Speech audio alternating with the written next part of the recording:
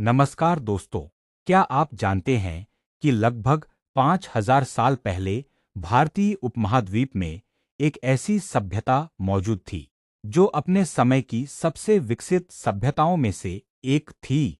एक ऐसी सभ्यता जिसके शहर सुनियोजित थे, जहां बेहतरीन जल निकासी व्यवस्था थी और जहां के लोग व्यापार, कला तथा विज्ञान में काफी आगे थे। हम बात कर रहे हैं सरस्वती सिंधु सभ्यता की। आज की इस वीडियो में हम जानेंगे कि यह सभ्यता क्या थी, इसके प्रमुख नगर कौन-कौन से थे, यहाँ के लोगों का जीवन कैसा था और आखिर इस महान सभ्यता का पतन कैसे हुआ। तो वीडियो को अंत तक जरूर देखिए। सरस्वती सिंधु सभ्यता को कई लोग सिंधु घाटी सभ्यता के नाम से भी जानते हैं। यह सभ्यता लगभग 3300 ईसा पूर्व से 13 ईसा पूर्व के बीच विकसित हुई थी। इसका सबसे उन्नत काल 2600 ईसा पूर्व से 1900 ईसा पूर्व माना जाता है। यह सभ्यता आज के भारत, पाकिस्तान और अफगानिस्तान के कुछ क्षेत्रों तक फैली हुई थी। इसका नाम सिंधु नदी और प्राचीन सरस्वती नदी के आधार पर रखा गया है, क्योंकि इसके कई महत्वपूर्ण नगर इन नदियों के आसपास पाए गए हैं। दिलचस्प बात यह है कि दुनिया को इस महान सभ्यता के बारे में बहुत देर से पता चला। सन 1920 के दशक में पुरातत्वविदों ने खुदाई के दौरान प्राचीन नगरों के अवशेष खोजे। सबसे पहले खोजे गए प्रमुख नगर थे हड़प्पा और मोहेंजोदारो। इन खोजों ने इतिहासकारों को चौंका दिया, क्योंकि इससे पहले माना जाता था कि भारत का प्राचीन इतिहास वैदिक काल से शुरू होता है। लेकिन इन खोजों ने साबित किया कि भारत में उससे भी कहीं अधिक प्राचीन और विकसित सभ्यता मौजूद थी। इस सभ्यता के कई बड़े नगर थे।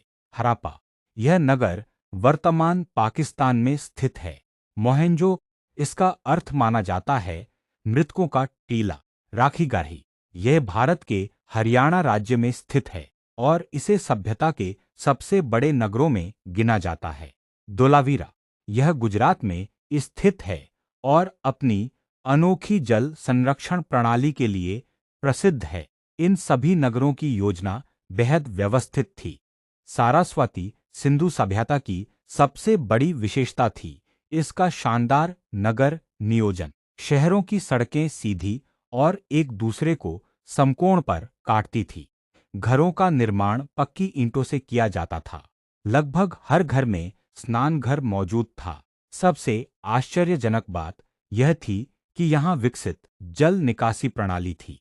गंदा पानी ढकी हुई नालियों के माध्यम से बाहर निकलता था। आज भी कई आधुनिक शहरों में ऐसी व्यवस्था देखने को नहीं मिलती।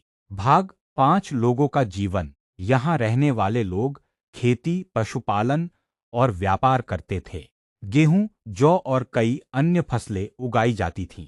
गाय, बैल, भेड़ और बकरियां पाली जाती थीं।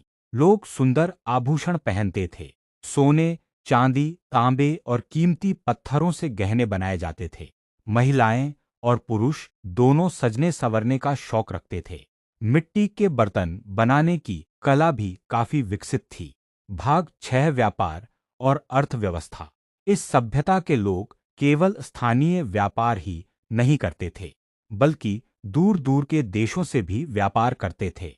इतिहासकारों को ऐसे प्रमाण मिले हैं जो बताते हैं कि मेसोपोटामिया क्षेत्र के साथ भी व्यापारिक संबंध थे। व्यापार में मोहरों का उपयोग किया जाता था,